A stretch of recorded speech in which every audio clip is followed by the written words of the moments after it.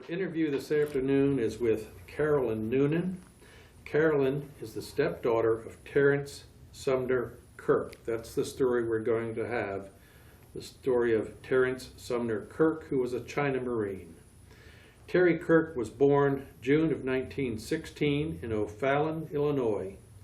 He died here in Burleson, Texas in May of the year 2006. Terry was a United States Marine. He served in the Corps from 1936 through 1967, including 1,355 days in a Japanese prisoner of war camp, initially in China and then later in Japan. His highest rank attained was? Master Sergeant. Master Sergeant, thank you. This recording is done at Burleson, Texas on Friday, July the 30th, 2010. My name is Dale Dexheimer. I'm not related to Carolyn in any way. Also in the room is Milton Gibson, who is operating the camera. This interview is done for the Veterans History Project at the Library of Congress and also Operation Remember for the city of Burleson. And with that, Carolyn, we'll let you tell us about Terry Kirk, the China Marine. Well, I'm always really proud to tell this story because no one's more proud of him than I am. And so I try to be very careful since I'm speaking for him. Terry was born in Illinois. He, at the time, was the youngest of 6 children. His father was a coal miner, and his mother was expecting another baby. And at that time, the international workers of the world were trying to take over the coal mines and the railroads. And tensions were quite high between the mine owners, the railroads, and the union. And his father was actually shot and thought to be killed during a demonstration. So at the tender age of 3 years old, his mother was left alone with 6 children and another one on the way. His father was a moose. One of the local newspapers contacted the orphanage there and made arrangements for the mother to take the children to live in the orphanage. She became a domestic worker, and the children, even though their mother was living, were not allowed to live and share their life with her. They were divided up amongst their ages and sent to the dormitories with the other orphans. And so even though he had a mother, he didn't have contact with his mother. It's a very, very sad time for him, even though they were good to him. He was raised in the orphanage. He was educated in the orphanage. His siblings were in the orphanage. But when they got through their education, Moose Hart would take them to the front gate with a suitcase and $20 and welcome them to the outside world. So there he was on his own, a young man in a world without, guidance or resources. And he did try to make it on his own. He's very hard-headed and was a very proud person and a very smart person. And he went out into the world, but of course at the time, this was in the late 30s. There'd been in a horrible depression. America was not in good financial standing, and it was quite hard for him to make it. So after a while, he finally decided that maybe military life would be good for him. So he'd always seen, your typical posters of join the Navy and see the world. And so he trots himself down to the Navy recruiter and he goes, I'd like to join the Navy and see the world. And they go, well, that'd be great, and we'd love to have you. But, we don't need it. We're all full up right now. We don't need anybody for about 3 or 4 months. And he said, 3 or 4 months? Well, I need to do something now. So the Navy recruiter in Chicago actually said to him, why don't you run down to the Marine Corps recruiting office? They're always looking for a few good men. And he goes, oh, I don't know. I'm not sure I'm man enough to be a Marine. He goes, well, you might be surprised. So off he goes to the Marine recruiter. They look at him. He's a great physical specimen. And they said, I don't think you got possibilities here. And he said, but we also need to give you an intelligence test.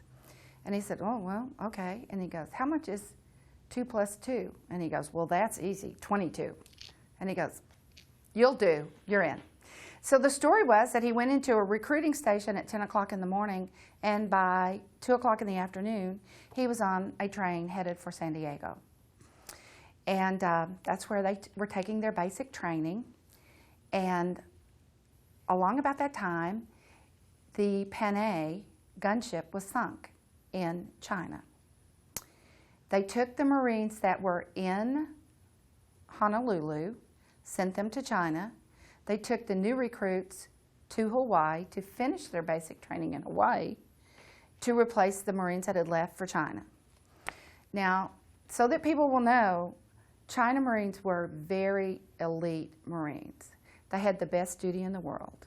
The rate of exchange was staggering. It was a very posh duty. They had houseboys and cooks and rickshaws and tailor-made uniforms, and they lived like kings. Very, very prestigious duty, and was the cream of the crop. So when Terry's men from Hawaii were given the opportunity to become China Marines, they just jumped at the chance, because that's what, you couldn't do any better than that in the Corps. But so that you'll have the background, the situation is truly that in 1937, China and Japan went to war together. So things in China were very bad. And the Marines had actually been in China since the Boxer Rebellion. And they had been left there all those years, since those times, to look after the American business interests there.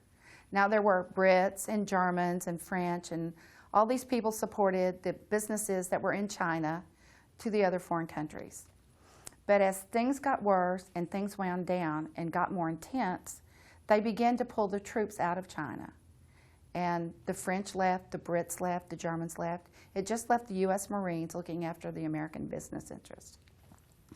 And as it still happens today, Washington would not listen to the commanders on the ground. They kept saying to them, things are bad, they're getting worse. People's tours of duty are leaving, you're not sending replacement. We do not have enough Marines to even look after the Marines, much less look after the American business interest. So things were getting quite tense and stressful. And finally, when talks broke down with Japan, Washington told the commanders on the ground, you're right, we need to get the Marines out of China. And this was in the fall of 1941. So they began to take action to bring the men home.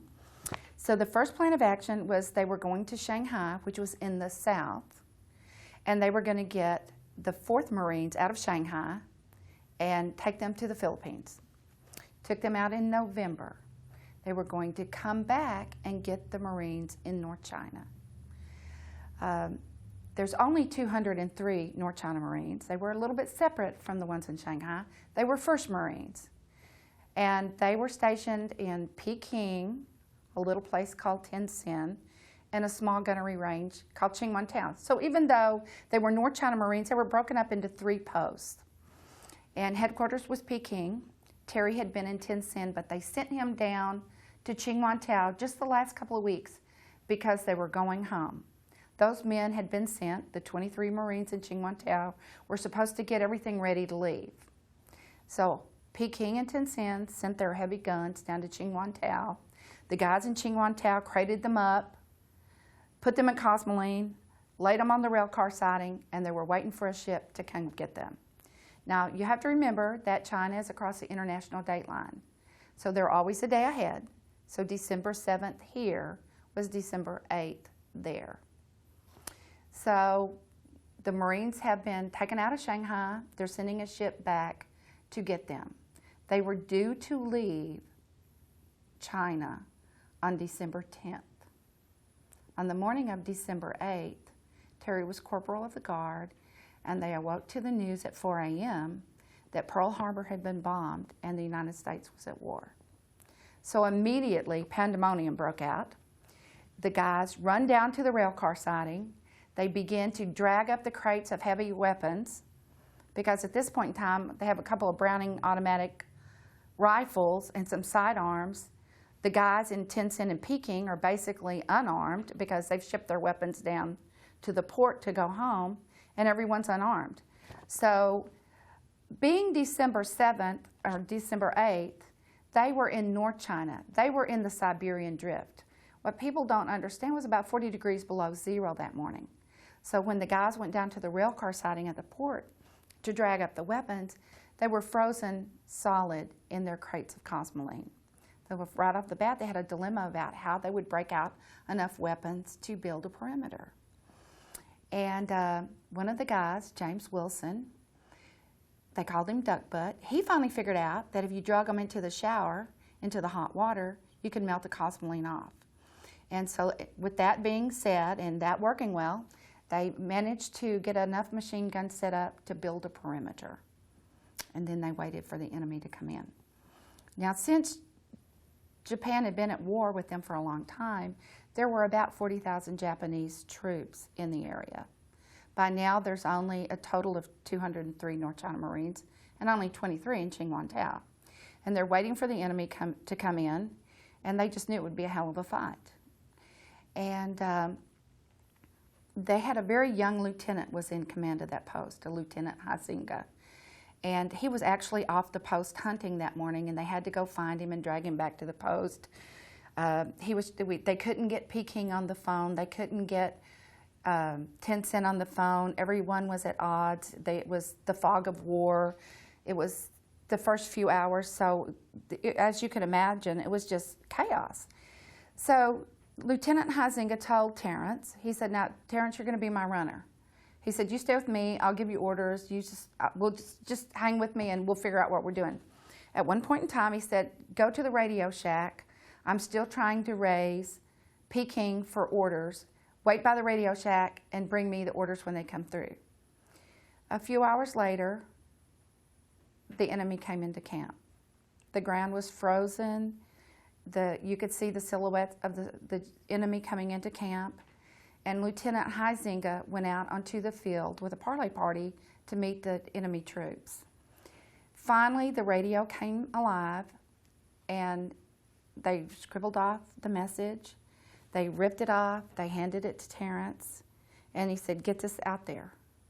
And Terance looked down, and he couldn't believe what he read, because the message actually said, comply with demands. Comply with demands.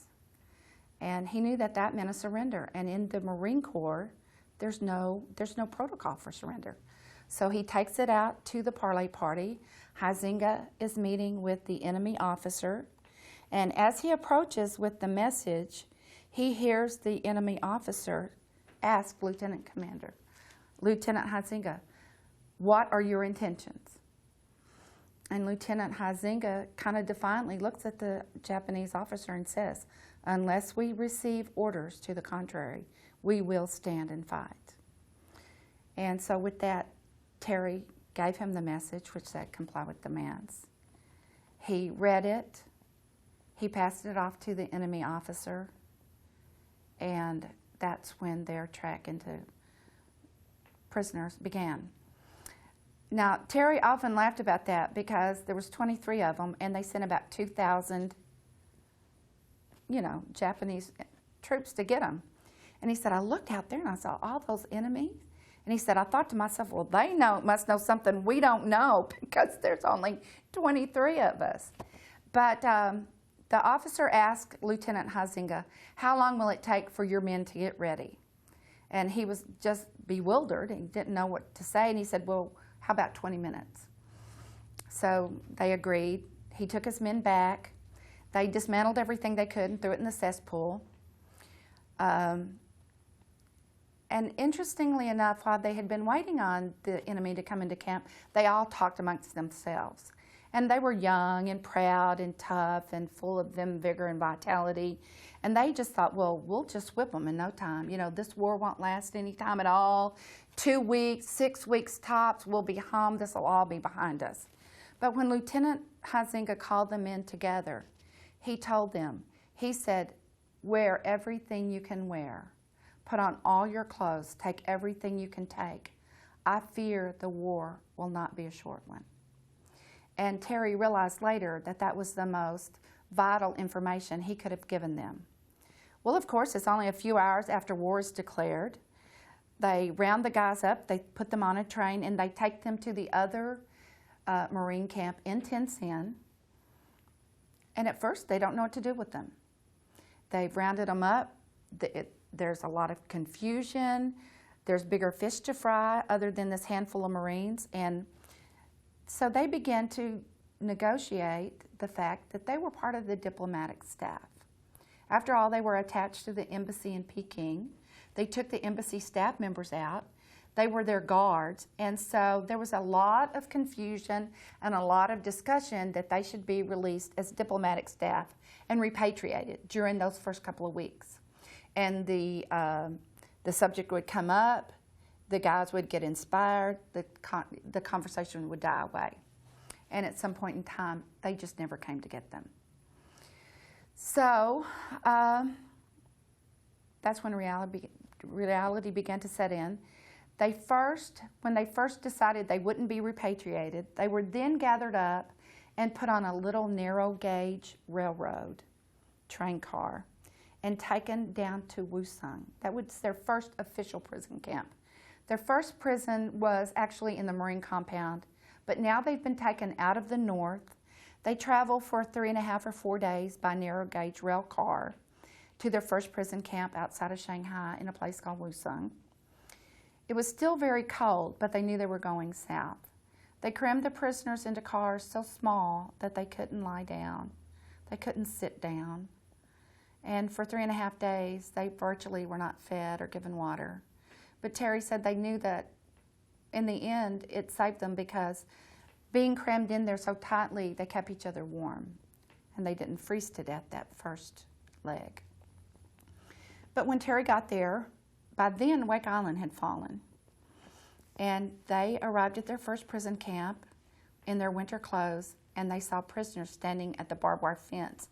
They were actually blue from the cold. They were in summer fatigues. Some of them didn't have shoes. They were in T-shirts, and they were freezing. And when the North China Marines got there, he heard them say, "Look, those Japs have captured a bunch of Russians." And it's because they had big fur coats and big fur hats and gloves, and they didn't even realize they were Marines at that time. So that became their first prison camp. But Terry could look around, and he knew that it was on the edge of the ocean. It was on an inlet. It was a swamp. And he knew that when spring came and it thawed, it would just be a cesspool. And so sure enough, he was right. And come spring, when it thawed, it brought out all the mosquitoes and the varmints and the rats and the filth, and it didn't take them long till they all began to get sick. They got dengue fever, and they got malaria, and any dysentery and everything that goes along with it. And sadly, he got sick right away. He was stricken with dengue fever and malaria in his very first prison camp. And it began a long struggle for him over time. At one point in time, his commander from Tientsin was a major called Luther Brown. And he actually wrote the Marine Corps Handbook, so anybody that's a Marine knows him. He was a real Marine's Marine. He was tough. He was present. He was by the rule kind of guy. He knew international law, and he was Terry's mentor. And at one point in time, he had given him a big rousing speech about escaping. It's your duty to escape. The Chinese guerrillas will help you. This is our last chance to get away. But in the dead of winter, they couldn't do that. But Terry knew come spring, if he could save up some food, he could make his way, find the forces, and escape. But he was so sick by then, he couldn't escape. He had an escape map, he had a plan of action, but he was just too sick to make a break for it. So time dragged on, and come November, they came to them and said, "Oh, some of you are going to Japan to work in the war factory. We need technicians." And of course, Terry didn't know what that meant. You know, technicians, what kind of technicians? And they gathered up 36 of them, including some of the North China Marines and some of the Wake Island Marines. And they loaded them on a hell ship, and his ship was called the Maiki Maru. Luther Brown, of course, protested loudly, fought to keep them there. And Terry said he knew that being a prisoner in China was bad, but once they got to Japan, they'd be lost. They'd be hundreds of miles away from any help or any friendly forces and no way to survive. And he knew that they were in trouble. So they loaded them on the ship. They loaded them into the hold. They went down into the darkness. It's winter again. And it was dark when they got down. They could feel themselves walking around in something. And by the time they settled in and their eyes kind of got situated, they realized that they were standing ankle deep in horse manure. And they could hear these enormous rats running around. And he said the only reason that we didn't worry about the rats is because they were more afraid of us than we were with them. He said they were hungry, but we were hungrier. And by then, we would have eaten a rat. So they nestled in for the voyage. And every night, he said their biggest fear was that they would be sunk by an American submarine. So they spent all night, even though they were cold, listening for the screws, the sound of screws turning in the water. At one point in time, they brought the men up on deck and they were submitted to a test for amoebic dysentery. They couldn't figure out what was going on. There were medical personnel there and test tubes and iodine, and someone said, well, why would they be doing that to us? And one of the corpsmen said, because they can't have amoebic dysentery in Japan. So if one of us tests positive for amoebic dysentery, they'll throw us overboard. So made their way to Japan, got there, got to their first prison camp, which is actually an old concrete building. Terry called it the Citadel. And that was going to be their first home in Japan. They nestled in. They kind of started trying to sort themselves out and being assigned to barracks. And that was during that period of time that Terry actually became a section leader. He was a very strong stickler for detailed rules and regulations as well. And by then, some of the guys that outranked him actually were afraid. And I actually don't fault them for that, but Terry always resented the ones that were afraid because he said it was their duty to stand up for their peers and look after them. So at one point in time, Terry just said, if you guys won't take over, I'm taking over. But then he was taken to his work site to be told what his new job would be. And they rounded up a bunch of them and they took them to this steel mill called Inyahata. It was in the island of Kyushu. And they lined them all up, and these guys come out with these welding rigs. And they had the men step forward and demonstrate their skill as welders. And Terry tried to say, well, I'm not a welder. And they said, yes, you are. And he said, no, I'm not. And so finally they, passed the torch along to all these guys, and they all stepped up and they all welded something and they stepped back. And Terry kept saying, I'm not a welder. And so they didn't speak English. And so he just tried to demonstrate his ability. He tried to weld. And sure enough, he wasn't much of a welder. And so one guy came to him very angry and said, you're a welder. And he said, why do you think I'm a welder? He said, your book says so. And he goes, my book? He goes, your record book says you are a welder. Well, he became infuriated because now he's going, now they have our record books. Why do they have our record? Who was the imbecile that let them get a hold of our record books? And it was only through a fluke when he enlisted that they listed him as a welder. He truly was not a welder. So they shuffled the other welders off to assign duties in the steel mill and in the munitions plant, and they left him standing there alone. And he actually became afraid. He didn't know what would happen to him because he couldn't weld.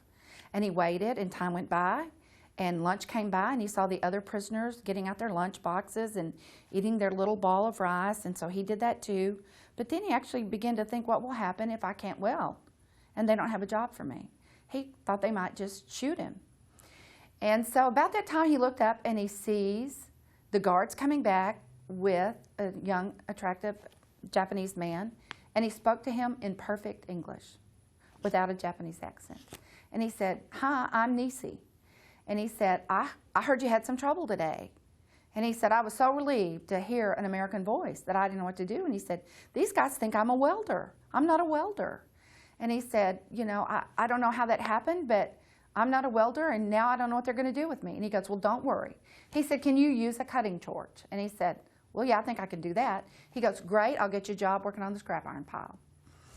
And so that became the most serendipitous event for Terry throughout the war. Terry got a job working on the scrap iron pile all day long. They cut up scrap iron in the rain, in the snow, in the sleet, in the heat, sick, hungry, tortured. It didn't matter. 7 days a week they worked. Got 1 day a week off. I mean, not one day a month off to rest. The rest of the days they worked. The war dragged on. Terry would have continued bouts of sickness. He quickly got down to about 85 pounds. The prisoners began to die. And what they thought would be a short war did not come to an end. They would hear little pieces of scuttlebutt here and there. They learned to speak a little bit of the language. The enemy knew a little language, and sometimes they'd taunt them with little pieces of information. But the prisoners could kind of tell from time to time, you know, that the Americans were moving. Once the war in Europe came to an end, and America could turn its attention to the war with Japan, the tide turned pretty quickly.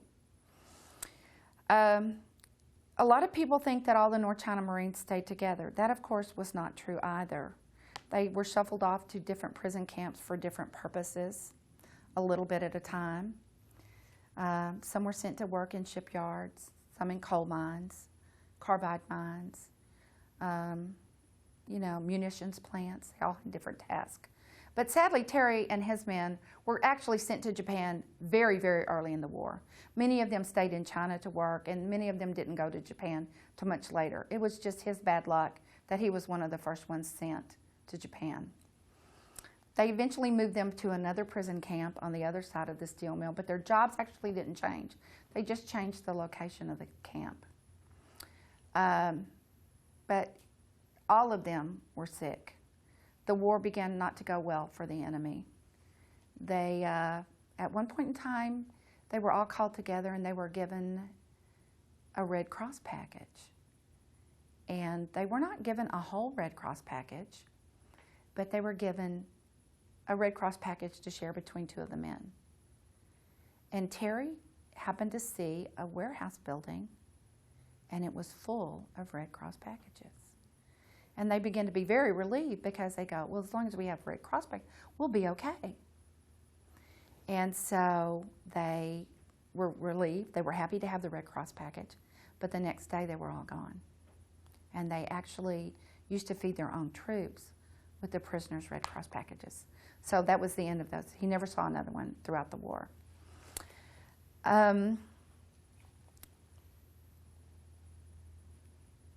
Once they got to their new camp, and things were grim, they began to think of creative ways to survive, creative ways to help each other. Terry and his friends actually killed a dog one day and ate it for lunch. And he said it tasted just like a wet dog smells. But it was meat, and they ate it anyway. At one point in time, they were told they had fish, and someone had found a rotten whale, and they chopped it up and fed it to the prisoners. They ate it anyway. They needed it. They were cruel. But the beginning of Terry's story actually started one night when they were awakened in the middle of the night. They had these guards they called the Red Guards. And they had these horrible, snarling, like Doberman, mean dogs. And they always had them with them, and they were now snarling and growling and barking and always causing a commotion, you know, just for effect. And during the middle of the night, they brought in some new prisoners. And Terry could look and see that they looked like children. He thought that they must be a military camp. And they just seemed like boys. And despite their tender ages, he used to say, they were holding up bravely. But when the prisoners died, it was up to the other prisoners to do what they called a dead cart run. And they had a little two-wheel cart, and they would load the prisoners that died onto this little two-wheel cart. And they would take them up to the crematorium and commit their bodies to the ovens. And the next day, they would return with the ashes from the crematorium. And there was a room set aside for the ashes. And Terry stood there one day and he looked at the little jars of ashes on the shelves.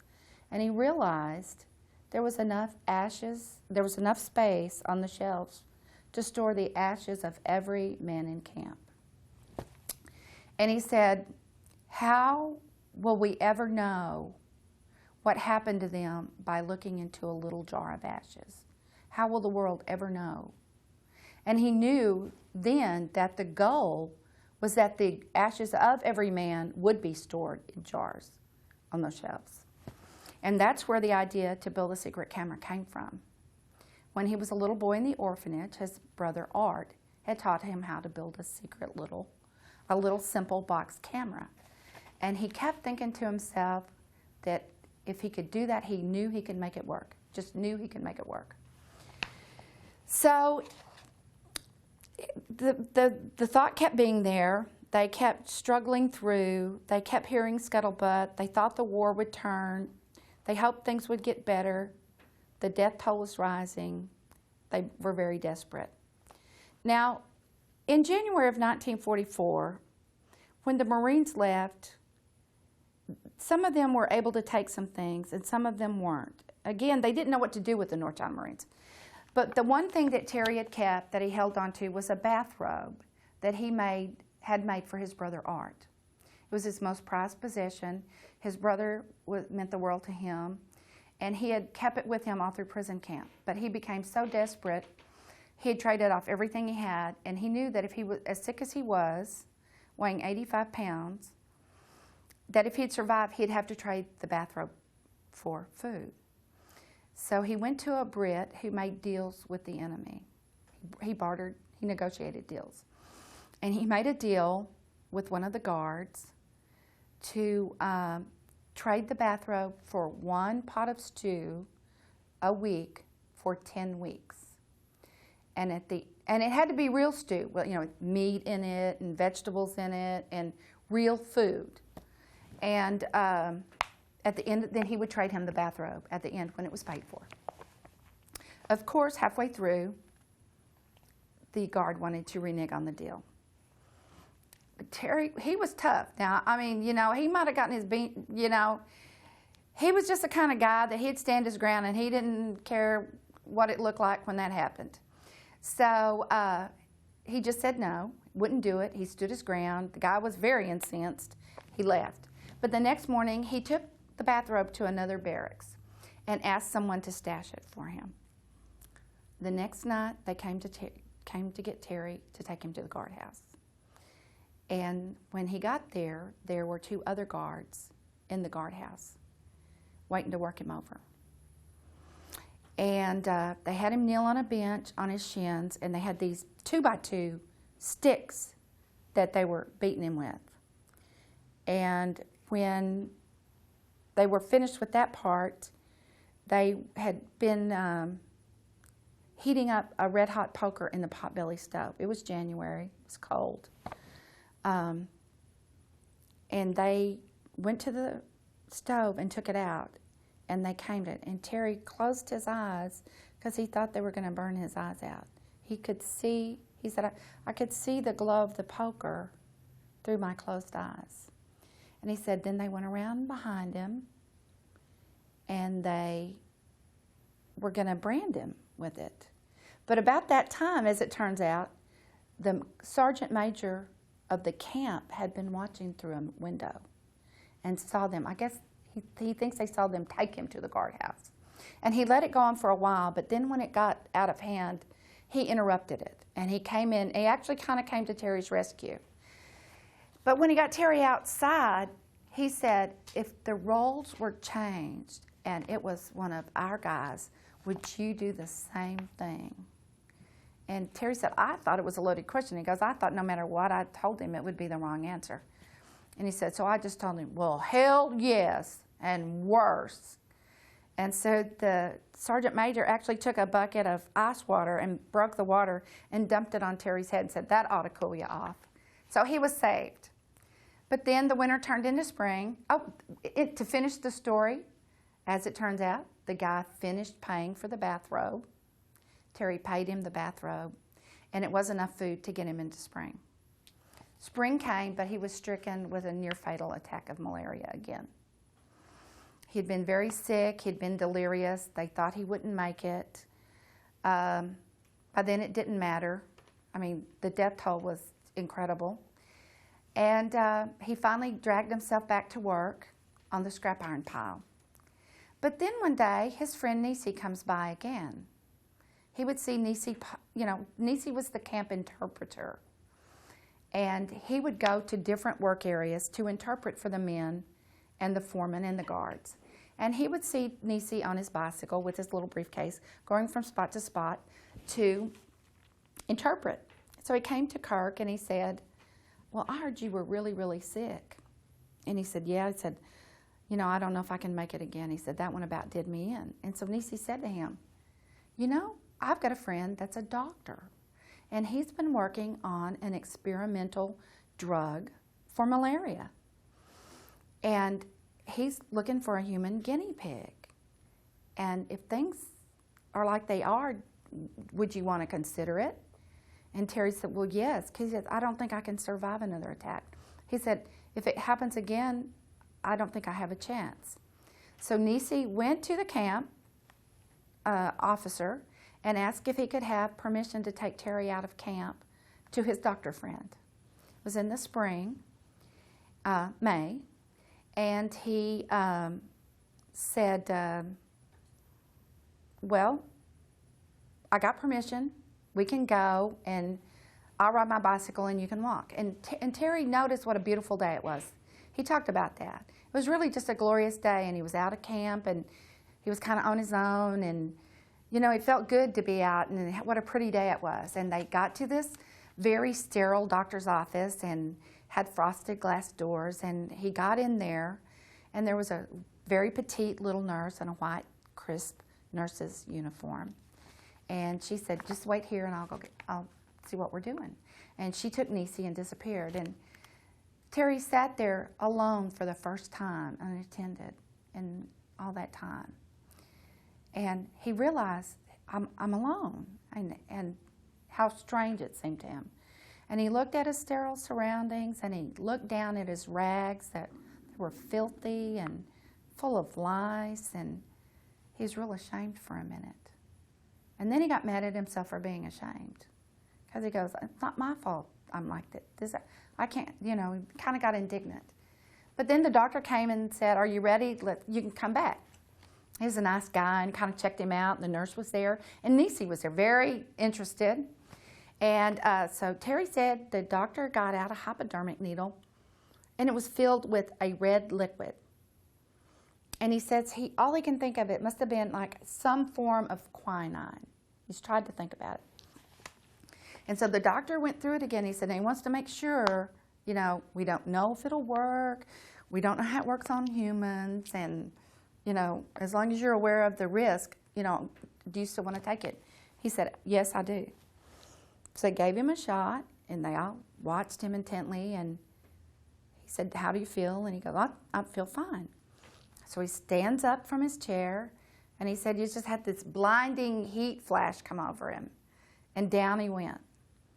And he said, I really don't know what happened. I don't know how long I was out. It all happened so quickly. But he said, when I came to, he said they were all standing over me, of course, with a very worried look on their face, and they didn't know what to think. And the doctor had the stethoscope. But he said, believe it or not, once I got through that spell, he goes, I didn't feel that bad. And he said, I kind of collected myself, and they kind of checked me out and got me on my feet, and he and Nisi started back to camp.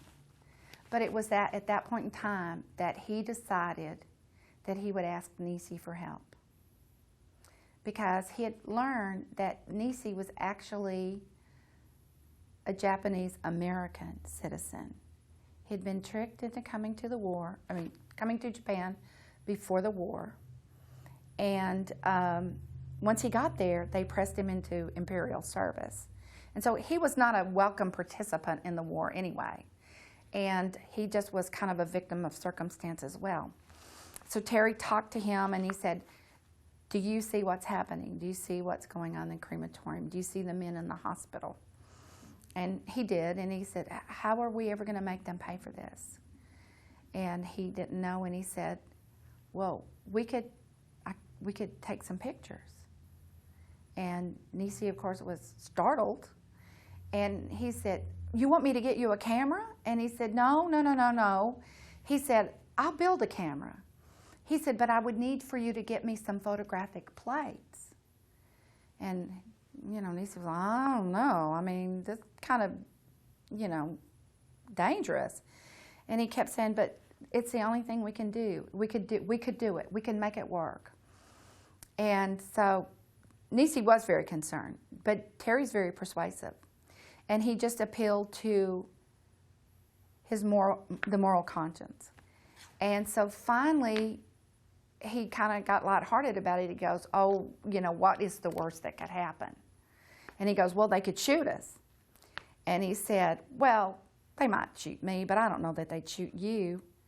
And Nisi said to him, well, with my luck, they would let me use the bandana off of your bullet-riddled body. And so, but he kind of agreed. And so Terry said, well, let's set it up for our next day off. I'm going to be off in a month, and we'll try to set it up to do the pictures. By then, that'll give me time to make the camera and get things set up. So that was the plan of action. Terry went to only Marines. Now, Terry was a dyed-in-the-wool Marine. He lived and died by the Corps, and he would have never dreamed of involving anyone other than other Marines. So he got a group of other Marines to become his security detail so that he could take the pictures. Nisi brought the plates to Terry at his work site. He had put them in his briefcase. They went around behind a scrap iron pile, snuck them to Terry so he could sneak them back into prison camp, because the prisoners were taken out to work, and that's another thing. They weren't in prison camp working. They took them out of camp every day. They took them to work. They brought them back in. So he had to sneak them in, and when Terry got them in, he realized that Nisi had brought great big photographic plates, and they wouldn't fit the camera. So then he had to tell Nisi, now I need a diamond glass cutter. And he goes, now you need a glass cutter too? And he goes, well, they won't fit in the camera. So then Nisi also had to sneak him a diamond glass cutter. And so sure enough, their next day arrived. Terry had also gone to the camp doctor. They took the prisoners to the hospital to die. Well, they didn't have any medicine, and they didn't have a way to treat them. So really, the hospital was the last stop. And Terry told the doctor that he only wanted volunteers. He knew that if the pictures were discovered, that they would all be put to death. And he didn't want that on his conscience. So he said he'd only use people that would volunteer to have their photographs taken. So the doctor had that arranged. The day off came. He had a security detail, which was all Marines and Wake Island Marines and a couple of North China Marines, to stand and look out for him. But he had trouble finding a dark room. And the only thing that he could find to use as a dark room was the Japanese bathtub down the stairs in the guardhouse. And it was just a big concrete tub, but it had a piece of plywood. It was light tight. So he would get in there, cut the plates, fit one in the camera, sneak out of the bathtub, sneak up the stairs, across the main street, sneak to the back of the hospital, get the prisoners in place, take their photographs, sneak back through, get back in the bathtub, change the plates again, start the process over. A lot of people go, well, why aren't there more pictures? Well, it's an extremely arduous task just to get a handful of pictures. So he finally got a handful of the pictures of the prisoners from the hospital, and then he knew he needed a photograph of the main street, which he took to document the camp. He also wanted a photograph that was a landmark. Now, they were on the north end of the island. There was a big power plant. And so the guard that was in the machine gun nest was at lunch. So Terry made his way up the ladder into the machine gun nest to take a picture of the power plant. But about that time, he decided the guard came back early. And they had a whistling system. One whistle meant they were so far away, and 2 whistles meant the guards were closer. But 3 whistles meant, oh my gosh, they're right here, you better get going. So he was trying to take this picture, and he was kind of fumbling around and struggling a little bit when he heard the 3rd whistle. And so he jumped out of the machine gun nest, jumped to the ground, hit the ground running, and about that time, sure enough, the guard came back around the corner. So he knew then that things were pretty hot and he better quit taking pictures. So he goes into the guardhouse, gets in the bathtub to bundle up the last of the negatives when he hears guards talking outside the door. And he sits there for a minute and he peeks out and he sees there's a Japanese guard in the door with a towel, like he's going to come in and take a bath. And he thought, oh my God, I'm in the bathtub with this stuff. What am I going to do? And so then he said, then I tried to talk myself out of being afraid. He said, I tried to tell myself, well, now if they catch me, they'll probably just beat me up. Or, they probably put me in the hole, or, probably won't be that bad. But he said, my heart was beating so hard, I was afraid they could hear my heart beating. But as luck would have it, the other guard told him, you can't take a bath now. It's the middle of the day. We only take baths at night. So you can't take a bath. And so luckily, he shooed him away. So he got out of the bathtub, he made his way back, and he was, safe for the time being. He threw the camera in the latrine. He knew he had to hide the photographs, not the camera. And then he just had to wait till the end of the war. So time went on. They began to bomb the camps in Japan. Of course, the camps were not marked as prisoners of war. And in August, they were bombed very severely. And unlike the other times they had been bombed, this time the camp was destroyed. The steel mill was in shambles. The train was wrecked. It was inoperable. It was obvious that that was the end of the line for that. And they didn't know what to do with them. And the smoke and debris from the bombing raid drifted out to sea, like it always did. But the next morning, purely with a simple twist of fate, the wind changed direction, and it blew all the smoke and debris from the bombing raid the day before back over the camp. Well, what they didn't know at the time was Bach's car was circling overhead, and they had the second atomic weapon with them. Well, just so that people will know, Nagasaki was not. Hiroshima and Nagasaki both had primary and secondary targets. Hiroshima was a primary target, but Nagasaki was a secondary target. The area of Japan where Terry and the men were held was in a place called Kokura. And as the war dragged on and things got worse, they began to call the Japanese men home to defend the mainland, to get ready for the invasion. By then, there were almost 900,000 troops there, an enormous arsenal, and it was a big military target. So it was simply incidental to them that prisoners of war were also held there.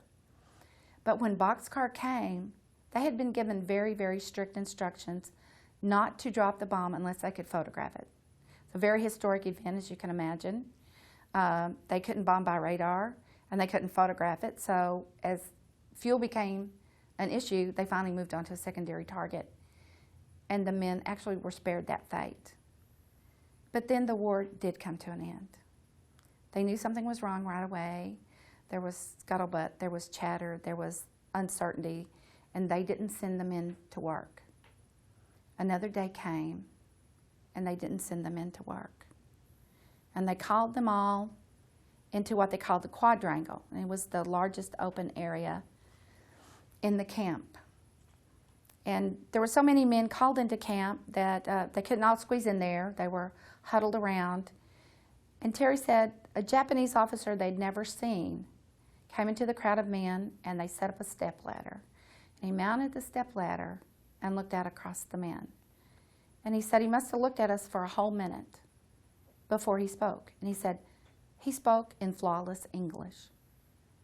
And he just basically said, the war is over. And he waited for them to have a reaction, and they didn't. He said, the war is over. Japan has lost the war. He kept waiting for them to react. And he said, Japan is a very poor nation. This winter will be very hard for the Japanese people. And when you leave here, would you please leave your clothes behind? And he said he watched for them to, you know, you would think they'd celebrate or cheer. And he said all he could see was all these sick, disheveled skeletons, you know, that were just bone tired and weary. And he said, you know, amongst us all, there wasn't an ounce of compassion. And he said he knew he must have known that. He just couldn't feel sympathy for them. And he got off the stepladder, he hurried away, and the men just went back to their barracks. He said they dragged their ratty mattresses out, they shook off the bed bugs. He said that night we slept under the stars. He said we weren't afraid anymore because there were no more bayonets. And the next morning the guards were gone. The Marines took over the camp, and they waited. They sent word, they marked the camps, food drops started, things got better. Terry set up a commissary, but he got tired of waiting. He made his way. He actually, while he was running the commissary, he had 2 little submariners that were helping him. There was kind of little assistants, and they handed out the food as it was dropped and took care of things. But he got bored. He said, this is silly. You know, there's a train running through here, I'm getting out of here. And so they go, you go, I'm going, we're going with you. So he made his way out of camp, took some food, got on the train, made his way to Yokohama. Found themselves some MPs. Got off the train in Yokohama, looked around, found some MPs. The MPs took control of them, and so they started the journey back. Now, Terry was one of the very first ones to leave Japan. He was in the 3rd outfit that left, only 3 boats full of people with it. They took him from Yokohama.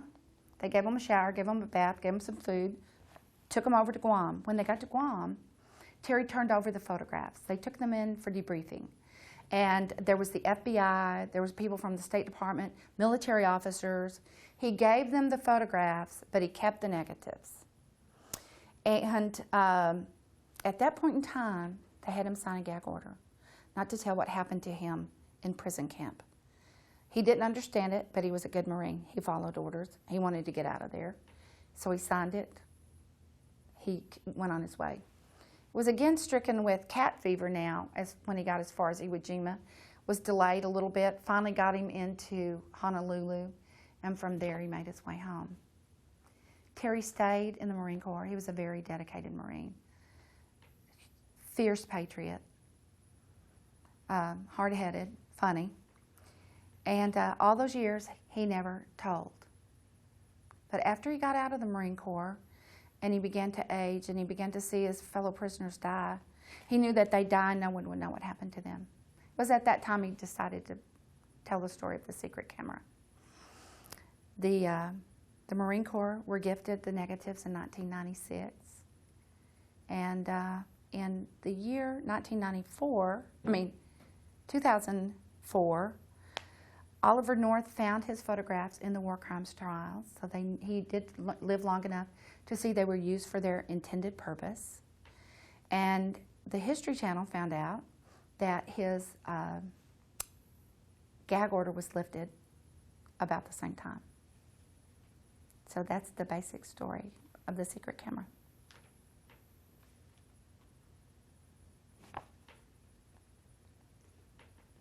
Quite a story, really is. I have just one question, Carolyn. He was under the gag order. Obviously, you know this story. I guess just briefly, how did he relate all of this to you? Did he wait until after the gag order was lifted? Did you two just sit down at the kitchen table one day and he just... Well, Terance was my stepfather, so we actually knew Terry for many, many years. He was married to another woman at the time who subsequently passed away. But it was after he left active duty with the Corps that he decided that he wanted to tell the story. And I will tell you, really the impetus for telling this story is this. At the end of the war, not only did they make them sign a gag order, but what most people don't realize, very few of the Japanese were punished for war crimes. They had war crimes trials, but there was some unspoken things that went on at the end of the war that they didn't really want to be made public. There was actually kind of a public relations department in the government to move on from the war. We'd had the war in Europe. Then we were dragged through Japan, and the people were sick of it, and they didn't want to hear it. But MacArthur had actually traded immunity for information with some of the high-ranking officials. And that was done previous to the actual signing of the ending of the war. And the Japanese people were very fierce warriors, and the Japanese leaders really fought hard to make every man, woman, and child die in saving the empire if that's what it took. So they knew they had to make them surrender, so it was an unconditional surrender. But what happened in 1951 was they came along with the 1951 peace treaty. And so instead of it being an unconditional surrender, hands down, they renegotiated all these terms and conditions to placate Japan and kind of smooth things over. A lot of political debate about why that all took place. However, it kind of really was the coup de grace for the prisoners of war, because it ended their ability to ask for any kind of repatriations. So they actually felt abandoned by their government, or hurt, wounded. Sacrifice was for nothing. They'd kept their mouth shut. They were left there. They didn't come get them as embassy staff. They spent every day of the war. They could have, why wasn't something done? And now, to add insult to injury, we win the war, and now we're signing a peace treaty with them to let them have their way. So that's when he wrote. Then at some point in time, after he got out of active service, he wrote the book. But no one listened. No one seemed to know much about it. And when he became my stepfather, I sat down with him one day and I said, tell me what you want. I could tell he was frustrated. I was telling they were hurt. And the men were they were old, they were dying, they weren't known. And he said, I just want our sacrifice not to be known. And he said, you know, I just want us to be remembered for our sacrifice and our dedication to our country. And so at that time, because there's so many parts that aren't in the book, I just started doing his research with him. And I just began to tell him, everyone wants to know your story. There's no one that doesn't want to know your story. And we just took it from there. And sure enough, everybody does want to know his story. It's a great story. Thank you for coming. Thank you for having me. You bet.